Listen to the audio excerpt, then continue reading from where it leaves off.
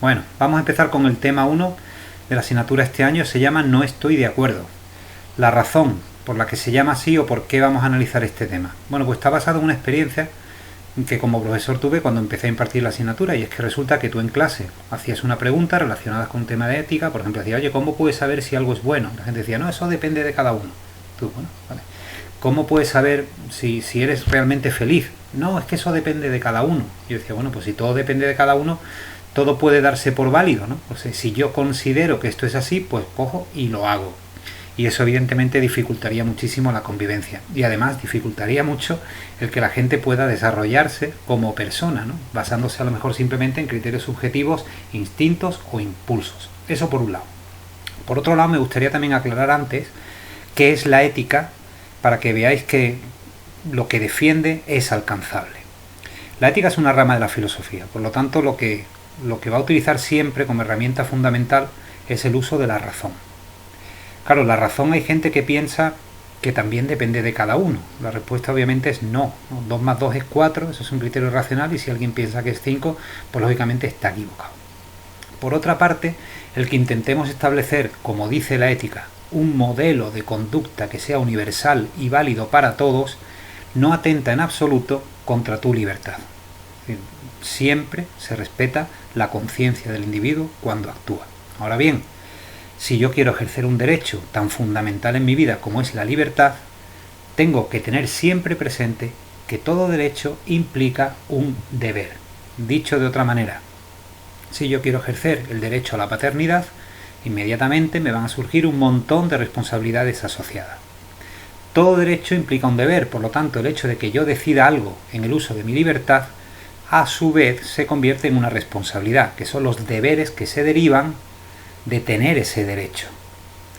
Si yo decido hacer algo en mi vida, tengo que tener siempre presente que tiene que haber un criterio que lo justifique, un por qué lo hago.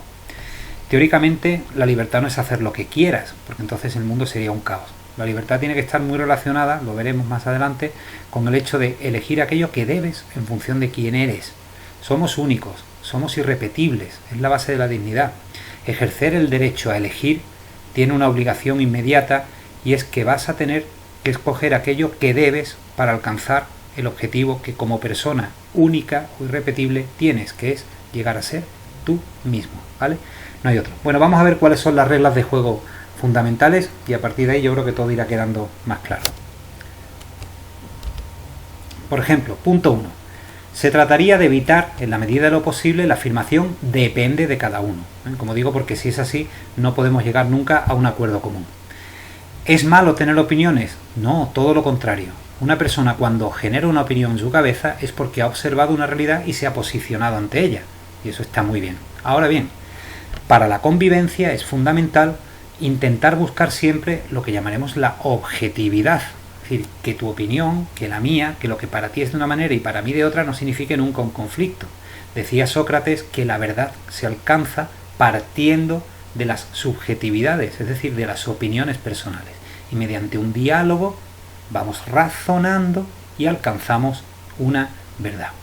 Por eso en mi clase normalmente, bueno, no vamos a hacer debates, porque los debates al final lo que generan es que la gente se aferre a su idea y no se abra la posibilidad de que las cosas sean de otra manera. Y claro, si no escuchas, ¿cómo te vas a abrir a la objetividad, ¿no? Si te quedas solamente con lo que tú consideras que es verdad.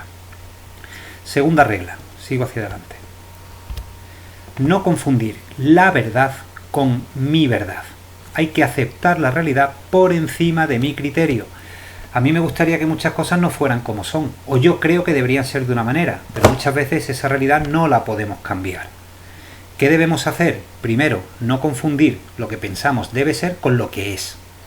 Si no acepto la realidad que me rodea, acabaré viviendo en un mundo absolutamente paralelo, donde me moveré en función de un criterio absolutamente personal que puede ser incompatible con la vida de los demás. Luego el punto de partida es, si yo me encuentro con una realidad que no es la que esperaba, lo primero que tengo que hacer es asumirla y gestionarla libremente. No decidimos lo que nos pasa, pero siempre podemos decidir cómo reaccionar a lo que nos pasa. A lo mejor este año hay alguna asignatura que se ha puesto muy complicada, vale, pero es que eso no lo vamos a cambiar. En tu mano está decidir cómo lo vas a afrontar. he puesto aquí dos carteles. El primero dice: háblame siempre con la verdad. A lo mejor no me gusta, es verdad que a veces no gusta, a lo mejor no sé manejarla porque es nueva en mi vida, pero déjame ser yo quien decida qué hacer con ella. Es decir, permíteme que ante una realidad yo la asuma y libremente la gestione y la incorpore a mi vida. Vale, el texto de Machado es bonito, ¿no? Dice: tu verdad, dice, no me interesa, me interesa la verdad. Y luego dice: y ven conmigo a buscarla. Yo siempre soy muy partidario de buscar la verdad en compañía de otros, mediante una buena conversación, un buen diálogo. Sigo. Tercera regla: respeto a la libertad de expresión y de opinión, pero no todo es opinable. En España, gracias a Dios, pues yo creo que gozamos de una libertad de expresión altísima, ¿no? Sobre todo si nos comparamos con otros países donde la censura que impone el Estado impide que la gente manifieste lo que cree. ¿Puedes decir lo que quieras en clase? Sí, yo he tenido alumnos musulmanes, judíos, agnósticos, ateos, de todo, y nunca ha existido el más mínimo conflicto. ¿Por qué? Porque si tú expresas tu opinión de una forma educada, hay una cosa en ética fundamental que se llama la tolerancia, ¿no? Que es aceptar que otros vean la realidad de una manera distinta y por lo tanto pueden expresarla libremente. Ahora bien, ¿no todo es opinable? Sí, no todo es opinable. ¿Por qué? Porque hay certezas que no se pueden poner en duda. Si dice: Carlos, yo opino que la Tierra es plana. Pues no, estás equivocado.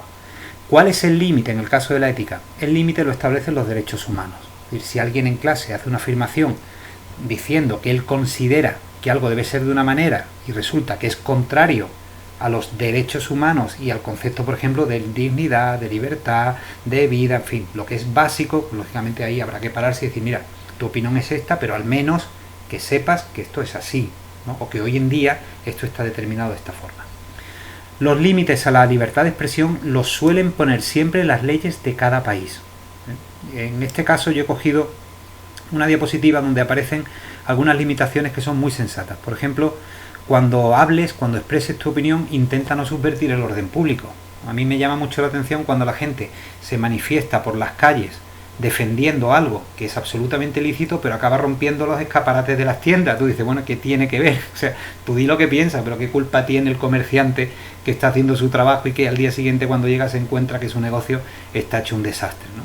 Segundo, intenta no lesionar la moral de otra persona. La moral es el concepto de bueno o de malo que cada uno de nosotros, en función de nuestra educación, de nuestros valores, vamos generando a lo largo de nuestra vida. Intenta ser respetuoso, ¿vale? Se pueden decir las cosas de muchas maneras, pero intenta siempre no atentar contra algo que a la otra persona le pueda molestar, porque no es necesario. Intenta no lesionar el honor de otra persona, no dejes en ridículo a un compañero, por ejemplo, cuando expreses tu opinión, no te rías de lo que digan los demás. Y luego intenta que no afecte a la vida privada, es decir, a la intimidad de la persona, ¿vale? Bueno, vamos con otra regla. Ya vamos terminando. Hay que tener en cuenta que el conocimiento va cambiando con el tiempo y por lo tanto puede ser que lo que ahora consideras evidente a lo mejor dentro de unos años haya cambiado. De ahí la importancia de estar abierto a la verdad y estar siempre valorando la posibilidad de que las cosas irán cambiando. Mira, la bondad, la maldad, los criterios sociales, las modas, las costumbres, siempre son una referencia a la hora de decidir cómo debemos actuar. Bueno, pues todos esos cambios hay que valorarlos. A lo mejor hace 40 años en España no se consideraba bueno que chicos y chicas estuvieran en el mismo colegio. Hoy en día, pues se ha considerado que la igualdad, la dignidad, en fin, todo este tipo de valores, gracias a Dios, ¿no?, que conforme las sociedades van evolucionando, teóricamente deben irse acercando a un modelo de conducta más racional, pues todo eso ha ido cambiando. Si hace 40 o 50 años la gente opinaría una cosa, hoy en día es probable que te encuentres con algo distinto. ¿Qué tienes que hacer? Párate, racionaliza, piensa y argumenta. Venga, que si no se hace esto muy largo. La última regla: utilizar la razón como herramienta para argumentar. Expresiones que a veces escucho en clase: no, ¿y esto por qué? No, porque a mí me gusta. Bueno, a mí me gusta no, pero si te gusta, dime por qué. No vaya a ser que te guste una barbaridad y eso no tiene fundamento ninguno, ¿no? Entonces, definimos muy bien qué es la razón, ¿vale? Para que no haya ninguna confusión a la hora de intervenir en clase y argumentar aquello que quieras decir o quieras expresar. La razón se define como una capacidad que tenemos los seres humanos para comprender la realidad y analizarla. Los animales son inteligentes, ellos perciben la realidad y reaccionan de forma instintiva. Estímulos, reacción. Nosotros no solamente percibimos la realidad y la captamos, además tenemos, gracias al uso de la razón, la posibilidad de comprender por qué las cosas suceden. Bueno, a partir de ahí analizas la realidad y estableces una conclusión. Este debe ser siempre el proceso. Entonces, si levantas la mano y dices, yo creo que esto es así, pues creo que esto es así por esto y por esto. Y no te ciñas a ejemplos. Intenta siempre buscar ideas. Porque la gente normalmente dice, sí, porque yo, por ejemplo, bueno, tú, por ejemplo, es un caso particular. Intenta hacer de eso algo general. Es decir, yo tendría a lo mejor que decir, yo considero que no se debe robar o no se debe matar. Y el argumento no es porque yo dormiría fatal esa noche o porque a mí me llevarían a la cárcel. El argumento evidente es que no puedes atentar contra derechos fundamentales de los demás. ¿De acuerdo? He puesto aquí un texto muy sencillito y con eso terminamos. El carácter racional viene del uso de la razón. Y si la gente la usara más a menudo. La ética no es una ciencia experimental, sino racional. Por lo tanto, lo que tiene que hacer es fundamentar los modelos que defiende, la forma de actuación, utilizando la razón. ¿Qué nos va a dar la razón? Pues una causa, un porqué de la conducta humana. Y lo mejor sería que siempre entendiésemos no lo que hace la gente porque lo vemos y lo juzgamos, sino llegásemos a averiguar por qué la gente actúa de una manera determinada. Probablemente seríamos mucho más comprensivos y mucho más tolerantes. Venga, paro aquí.